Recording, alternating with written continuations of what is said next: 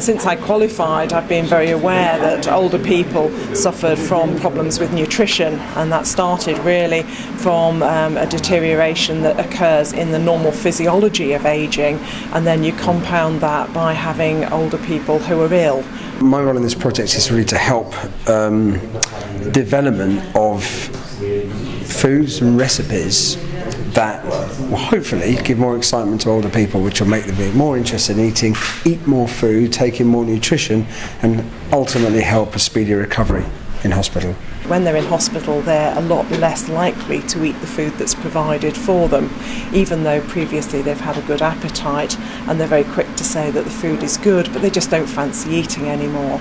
We're not trying to develop new foods, we're trying to develop normal foods, shepherd's pie, spaghetti bolognese, things that you'd be familiar with, but really try to enhance the level of the umami taste in those foods so that hopefully people whose taste is beginning to deteriorate can taste them again better, can get more pleasure out of them, enjoy them more, it can stimulate their appetite more, and can start to want to eat more again. Umami is a taste the same as salt and sour and sweet and bitter. Japanese have grown up with umami for well over a century now, and best way to think about it is like salt or sugar, or sweet rather.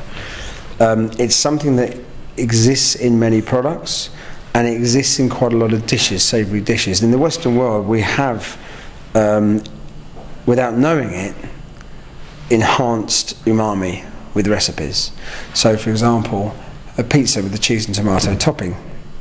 Both cheese and tomato have the compounds called ribonucleotides and glutamates, which when you put them together has a synergistic effect that creates a very savoury characteristic.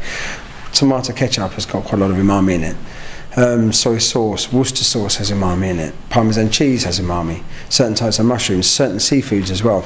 So it's something that when a food or a dish has a higher level of umami, it will seem more savoury. It's also a way of making a dish more savoury without putting so much salt in it.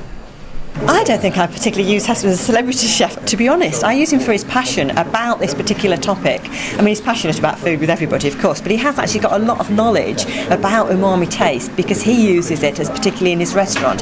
So I wanted to really harvest some of the chef's knowledge and put the science behind it and be able to apply it into a very real setting. So Heston provides us ideas in terms of the way he would use ingredients. You know, he probably knows an awful lot more about selecting seaweeds than any other person in the UK perhaps, but I need to then put the science behind that to say, well, what levels of glutamic acid are in there, what levels of ribonucleotides are in these ingredients, how can we maximise them, how can we then apply it to a standard food. Heston's not usually about producing a standard shepherd's pie, but I can still use his knowledge and then apply it back into a very standard recipe in a hospital, and that's what I'm trying to do.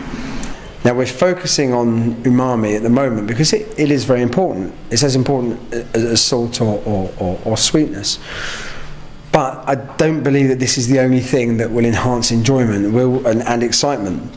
So we will be looking at other aspects of ingredients and the combination of ingredients, cooking processes, and perhaps even other elements to meal times in hospitals, because also they need to be made more exciting.